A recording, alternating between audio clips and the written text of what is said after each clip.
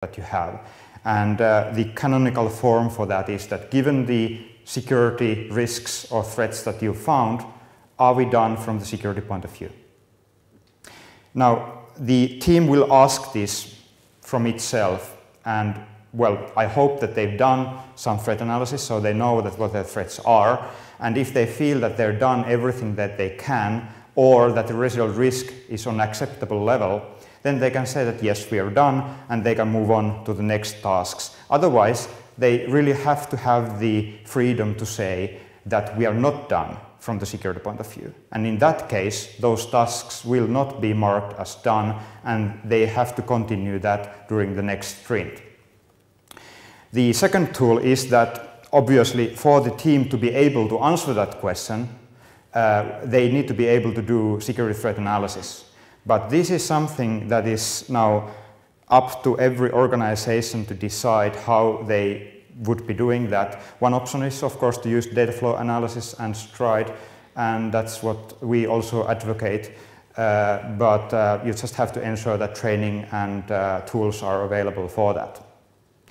But you can't really expect everybody to threat analyze every single nook and cranny of the things that they're developing, and therefore we have a simple filter, a list of things which signal that you have probably a security sensitive task at hand.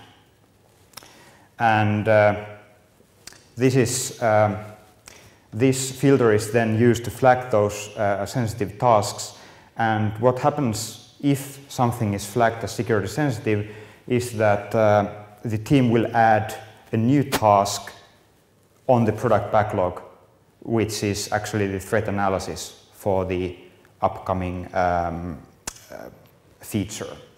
And we found this concept of a research spike in literature. Research spikes are traditionally used when a development team is about to create something that they don't know whether it works or not. So they would like to build a small prototype. They would want to try something out in a kind of maybe an ad hoc manner, and they want to reserve some time for it so that it's actually visible in the product backlog. And we thought that, no, this is an excellent way of actually making threat analysis happen in a way which makes it also visible, and so that time can be properly allocated for that. And so basically, the Scrum team, when they are going through the tasks that they are about to do, they use this filter list to identify the most security sensitive tasks. One example could be that if the task involves like sending an email or processing incoming data or something like that, then it's flagged as a risky one. And the Scrum team then adds a new task on the backlog, which is of higher priority than the original task. And that task is about threat analysis for that next task. So essentially, if every task is security sensitive, the raw length of the product backlog will basically double. But that makes it just visible that we have to do this security at some point. So then the time gets allocated and everybody's happy. And when should this sort of filtering then happen? Now, there are two options for that. And the most obvious one is in sprint planning. So every sprint begins with an activity which is called sprint planning, where some tasks, the highest priority tasks, are taken from the product backlog and put on the sprint backlog. Now, this is a good time also to do this filtering and adding the threat analysis tasks on the sprint backlog. The other option would be to utilize a concept which is called backlog grooming. That's a really weird name. But some books actually advocate the use of backlog grooming and say that any team should use like 5 to 10% of their time for this activity. And it's like a sprint planning for the future. So you will have a look at the product backlog items that you have and which you are going to be implementing in future sprints, not in the sprint which is currently underway. And you try to massage those tasks so that they are better. And so backlog grooming would be another place where you could actually identify those tasks that need threat analysis and then add the new ones. And finally then, just wanted to remind you that in the sprint review, the residual risk would have to be checked, and if it's not acceptable, then the tasks would have to be marked as not done, and then the development would continue in the next sprint. So, on to the integration. I have to admit that this is something that we have the least experience on from the security point of view. But most likely you would be well advised to split those features that need some sort of regulatory audit or something like that from the rest, so that you can actually have a more rapid release cycle for those requirements that do not have a regulatory audit requirements, and then have a slightly slower release cycle for those that actually do have an audit requirement. But the most important thing that happens in the release phase actually involves the product owner. So the product owner, remember that in the requirements engineering phase, the product owner was the one who actually added the security features on the requirements list. And also the product owner is often present in the sprint review, so he gets the information about things that have not been addressed properly or things that have been addressed properly. So he's the one who can make the decision on the feature level, on the user story level, of whether something is good enough to be released. So this sort of activity should be somehow tied into the releasing process. Now, it's a good question of how the information about the found threats and found risks and residual risks should flow in this organization. But this is something I have to leave also for the target organization to decide, because everybody's got different requirements for documentation.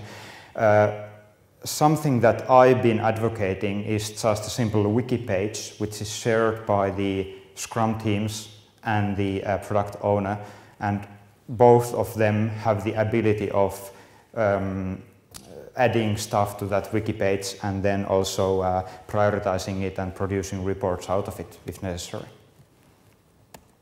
So, how would this then fulfill the lean requirements? Now, this tries to pull the security requirement definition as early as possible in the process. So in that sense, we try to do things as early as possible. So yes, that particular requirement would be met.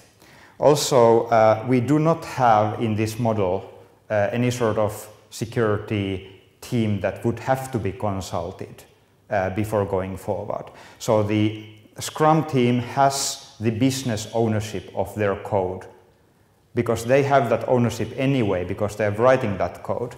It also makes sense to give them this ownership and the decision capability in terms of security. Obviously, the product owner or the client can veto their decision if needed, but they don't have to get a approval from somebody else. Now, this is something that I know that some people will feel a bit uneasy with, but I think that it's better to give the power to the developers than try to micromanage security on the team level. It just requires very good training and expertise from the development team. Also, in terms of variability, this should work pretty well, because now the threat analysis is applied to every feature and every task, which means that it becomes business as usual. So everything that you do on an almost daily basis is bound to be optimized very well. And of course, the threat analysis size is also pretty small. The batch size is small, so we don't have, in this model, we don't have these all-encompassing huge threat analysis anymore. Although, I have to say that if you start using this process within your team, I would very strongly suggest you do first kind of a baseline threat analysis and then do incremental analysis on top of that. About the feedback loops and decentralization, there are really two independent feedback loops. The other is actually in the brain of the product owner, and the other one is within the Scrum team.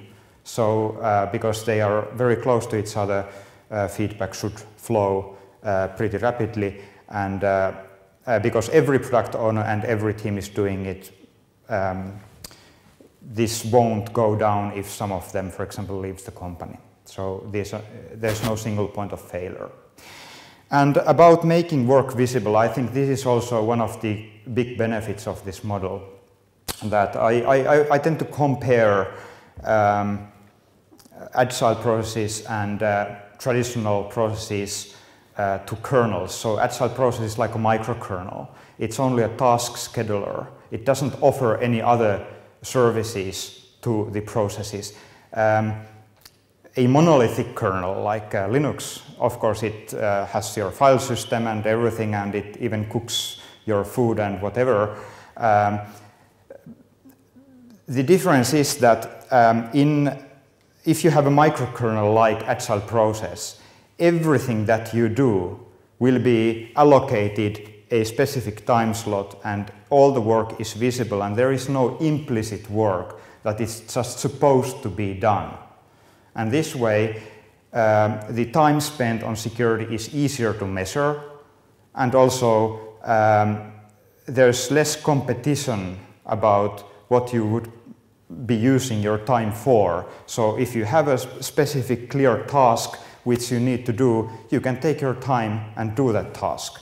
So that applies also not only to threat analysis, but also for compliance requirements. So if you have a document, for example, that you need to fulfill so that you're in compliance with some requirement from a regulator, just make that a backlog item and it will get done.